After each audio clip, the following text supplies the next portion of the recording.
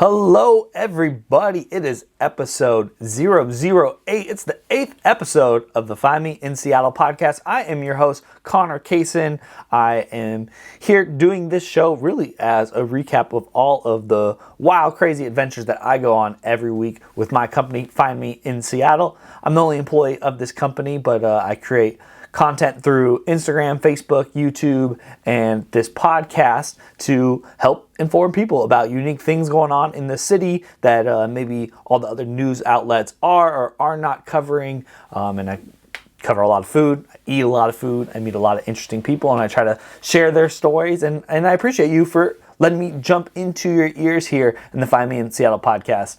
I really appreciate it. So let's jump into this week's episode. To start, as always, we're going to go with some interesting news that I saw here this week. And the first thing that I noticed was a interesting small business stabilization pilot program that Mayor Jenny Durkan and the city of Seattle launched this week, or not necessarily launched this week, but awarded this week. So it's the first pilot program, and they chose 8 winners. I don't know if 8 winners is the right term for it, but a bunch of businesses submitted applications that were due last November, and after submitting the applications, they chose 8 businesses, and each one was awarded $25,000 grants that can be used to cover day-to-day operating expenses of the business, such as payroll or losses due to what they call a destabilizing event. And as well as the $25,000 in funding, and also guarantees that they'll be provided some stabilization coaching from the Office of Economic Development, Small Business Advocate, and a financial coaching from another expert. And it's just a way to help ease some of the issues for small businesses here in Seattle, because it's difficult to own a business. I know firsthand because I'm doing the same thing. It's expensive. Employees are very costly. That's why I don't have any employees really. And if you're brick and mortar, it is damn near impossible to survive here in Seattle. Part of the reason why I started this whole thing years ago was I just always admire and I look up to the people who are crazy enough to start a brick and mortar business, because it is so difficult. There are so many landmines when you're walking across the war zone of owning a brick and mortar business, on top of just the business operating expenses of having employees and crazy leases. I mean, you're also dealing with products and services, and however it is that you generate money, you're just constantly fighting other battles and expenses here in the city. And sometimes our city isn't very pro-business, should I say. But this is something that was very pro-business, and I was excited to see it, so I wanted to share it here. And they were proud to announce that all 8 awardees were women or minority-owned businesses. And for the program, the people getting funding, first one is Dayspring and Finch Funeral Home down on Othello, Dora's Daycare, El Buen Sabor, I-Concept Signs, Muy Macho Taco Truck, Seattle's Best Barbecue down on 3rd Avenue, Via Escondida on 1st Avenue, and Yerby's Hair and Nail Design on Lucille Street. I don't know if I've visited any of these businesses. I definitely recognize Via Escondida. I've seen that on 1st. El Buen Sabor, I've been meaning to go down there, but it's a little further away. But Daycare, Funeral Home hasn't, and hair and nails hasn't been too much of an effect on me. But congratulations to all of those winners in those businesses. I hope that $25,000 keeps them above water for as long as possible. I'm thinking in certain places, $25,000 is like your 1 month of rent for a ton of brick and mortar. So I hope this program turns out well, because this is just something great that the city did, and I'm glad whoever submitted the applications for these businesses, you did the right thing. They are accepting they have a new legacy business program, and you can nominate your favorite, what they call D3 legacy business, on their website through February. So if you know of some business that is struggling, you might as well at least pass the information on or fill out an application for them and try to help them out, because that's the best thing that you can do here for local businesses, and that's what I'm all about here at Find Me in Seattle, supporting all these unique local businesses that are going through the hardships of a large growing city. And sometimes it's actually, I should say, all the time, it's very hard to run a business. All right, so on to the next bit of news that I thought was very interesting, and maybe we'll go down a little bit of a rabbit hole here. But last May, Governor Jay Inslee signed legislation making Washington the first state to approve composting as an alternative to burying or cremating human remains. Yes, that's what I said. You can now compost your body into, let's just call it mulch, instead of being cremated or buried. And I think a lot of this is coming because not only funeral homes, but also grave sites all over the country are just getting extremely overcrowded. It takes up a lot of space to bury a casket, and those are a lot of resources for big cities. That's a lot of real estate worth a lot of money. And so we've got to find new alternative ways to deal with, the millions of people who pass away every year.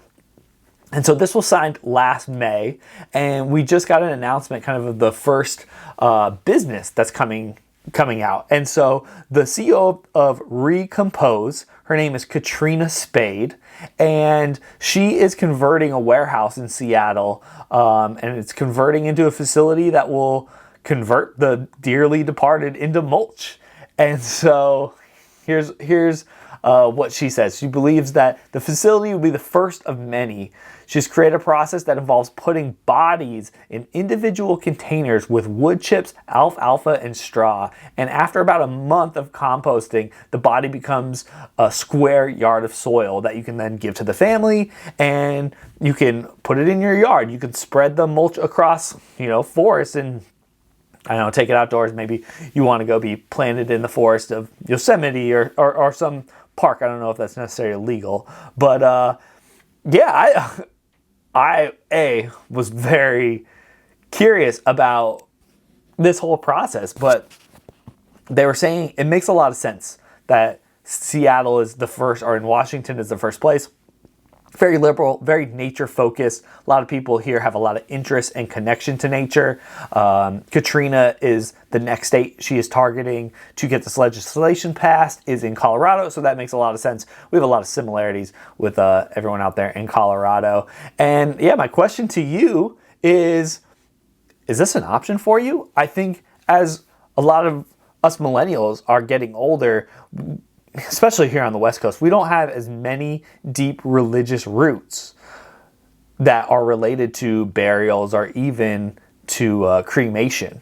And so thinking about our bodies, our physical bodies in an afterlife after we pass away is something that most of us, probably all of us, aren't really thinking about. We will have the generation above us to be thinking about. But this sounds like an interesting, if you had a family house, I could see this being really interesting if you're turning that mulch in, and then maybe you're like combining it with some seeds. I think I saw a company that would, is trying to convert the people's leftover remains into a tree that you could plant. And there's something unique that could be unbundled there, where after you pass away, you're kind of turned into this soil with seeds with a tree, and your composted body creates a future beautiful living thing that maybe is in the backyard of your family home, or is always there in your children's home, or is in some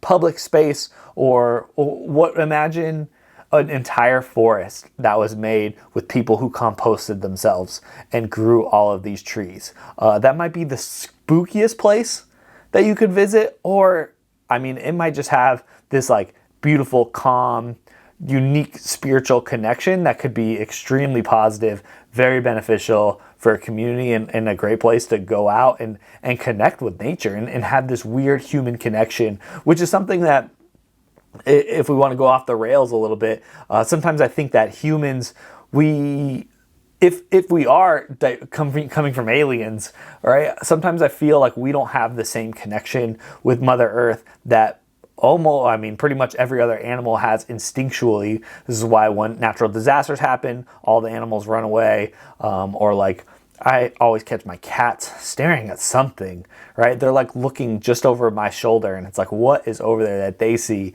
that we don't see? And I just think animals have more of a natural connection with the earth, and maybe as humans we don't. And that always makes me curious about where we come from and who we are. But this could be a way to kind of further that connection with the earth, is if you pass away, instead of taking up a gravesite, you become a tree or a plant or some grass. I think that can be kind of cool. And I bet a lot of people could take advantage of this. So this facility is going to open in 2021. And yeah, I'm sure it'll be a big deal. Whoever the first person is that, I guess, volunteers. I don't see anything about how much it costs to do this. If it's more expensive than the other alternatives, that will be my big question of, will it grow? But if this gets to a point where it's less expensive as well, I could really see this taking over. That'd be very interesting. So yeah, let me know. Shoot me a tweet. Hit me up on Instagram. Leave a comment here on YouTube. If you got any opinions, if this is something that you actually think is interesting and you would be curious about being buried in a composting manner or becoming a tree in the future, let me know. I want to know about what you guys think about that specific topic. All right, so that is it for my weird Seattle news for the week. Now let's talk about the Find Me in Seattle meal of the week. So last Friday, after I recorded this podcast, I went out to Bellevue and I ate at this brand new hot pot restaurant called Dollar Shop. Dollar Shop is located in the Bravern building of downtown Bellevue. And I've been working with the collaboration with Dollar Shop for a couple weeks to get it scheduled and everything. And sidebar, I'm doing a $100 gift card giveaway on my Instagram account. The winner will be decided on Saturday, January 11th. So that might be too late for anyone listening here. But Dollar Shop is kind of this high-end hot pot experience. And the highlight for me, which you don't see in a lot of hot pot restaurants, was each person sitting at the table got their own hot pot dish, which was really nice. And they have a signature gold and silver broth that's got a bunch of different meats or bones or bases to them. And they've got a spicy one, they got a vegetarian version, they kind of have a few, but the silver and gold are the highlights. And they also give an option to do a half pot, which is really cool. So they have a little divider that's splits the pot up so you can have a spicy broth and maybe the gold broth. And then you have your individual your individual bowl, along with whether it's 1 or 4 or 10 other people. And then you order family style, all the different types of meats, vegetables, noodles, anything you want to put in your individual bowl to boil up. And we got this giant tower of meat. We got some Wagyu beef. We got these meatballs that had cheese in them. There was some shrimp with, I actually don't know what the shrimp was wrapped in, a giant bowl of veggies, and the food was delicious. It was super good. I always have this skepticism though about hot pot, and this goes for Korean barbecue too for me. I haven't made up my mind. It's all good food. I've had a lot of really good experiences. But when it comes to paying, especially a premium price for food, and I gotta cook it myself, I just don't get as excited about cooking food for myself. That's kind of the whole reason why we enjoy the experience of going out to a restaurant, is the fact that I'm going to pay a premium price so I can enjoy the company of the people that I'm with, and you're going to cook the food for me, right? And you're going to prepare and make sure that it is prepared in a healthy manner, served to me in a timely manner, and kind of help me out so I can actually enjoy the company and then enjoy the food and not have the stress. If I've got to cook the food, why am I not cooking at home, especially if I can save some dollars while I'm cooking? And so I've always had this just the thought in the back of my mind, why am I cooking this? But to the credit of Dollar Shop, I thought it was really good. It was delicious. It was high end. There was 3 of us. I think the bill came out to around $160. So that's pretty expensive for 3 people having to cook their own meat in their own soup. But if you're looking for that kind of experience, there's probably not much better than Dollar Shop. I was told that if you go to Asia and you go to Hot Pot, that a lot of times they cook it for you. And I think that's maybe just something that's missing. And I think there are some spots down south near South Center that will cook it for you. And that's really probably the authentic premium experience. But Dollar Shop was really good. If you're looking for some quality hot pot, it's definitely the place I'd recommend. The ending piece to this story that I thought was very entertaining is at the end of the meal, they bring you a soft serve vanilla ice cream cone that, yeah, I felt like a little kid. I haven't had a soft serve vanilla ice cream cone since probably like McDonald's when I was 12 years old. And so that was just a fun way to end it. I was super full. We were there for over 2 hours. I didn't think I could eat any more, but when they dropped the ice cream cone, I was like, yep, I'm eating this entire thing. Check them out. Dollar Shop Hot Pot in Bellevue. They are the Find Me in Seattle meal of the week. All right, on to the next featured business of the week. It's not necessarily a business this week. This is going to be a group. And on Wednesday of this week, I was invited to meet up with the Puget Sound Company. The Puget Sound Company is a 8-member a cappella group that has been going for a couple years, and they have a competition coming up this upcoming Wednesday. That date is the 15th, January 15th. They are performing at Benaroya Hall, and they're my featured business or group of the week because I was just excited. The fact that they reach out to me on Instagram and they're like, hey, like they don't know how this works or what they're supposed to do, but they're like, we have this event coming up and we have rehearsal and we'd love for you to come and check it out. And I don't know if they expected or didn't expect me to say yes, but I was like, yeah, like I'm always impressed with people, people who have this kind of talent in art. And fun fact about me, you might not know, but I am constantly humming, singing, tapping, but it sounds horrendous. I feel bad for my fiance who's got to listen to me sing in the car all the time, sing in the shower, hum while I'm walking around the house because it's ugly. It doesn't sound good. I'd never want to do it in front of an audience. But so I go to just one of the members' apartments and I sit on the couch and they're having rehearsal for 2 hours in the evening after they all have been off work. And I was only supposed to be there for an hour. And after an hour, they're like, hey, do you want to film your stuff so you can get out of here? And I was like, I'll stay for all 2 hours. Like, I want to stay until the end because I was just enjoying, I felt like I got this like private performance of just them harmonizing with each other and practicing the songs that they have for the show coming up. And I am going to be giving away 2 tickets to the show on Wednesday. So be on the lookout for that video I'm posting on Instagram here this weekend because, yeah, I just think they're real talented. They have some really talented groups coming. They have this group from Yale. I should have written it down. I'm sorry, you guys. But this group is very well known. They're also kind of headlining the a cappella festival, what they call it. And yeah, if you're interested in singing or you like listening to singing, make sure you go follow them on all the social channels, the Puget Sound Company, or go see them at Benaroya Hall. I think you'll really enjoy it. And I did. I am just so impressed with a group of 8 people who come together and make something sound that way with no instruments, no help, just all making sounds with their mouth. It was just absolutely beautiful. And yeah, thanks for inviting me. That was just really, it was a cool experience. That's probably some of the best things that I get to do here at Find Me in Seattle.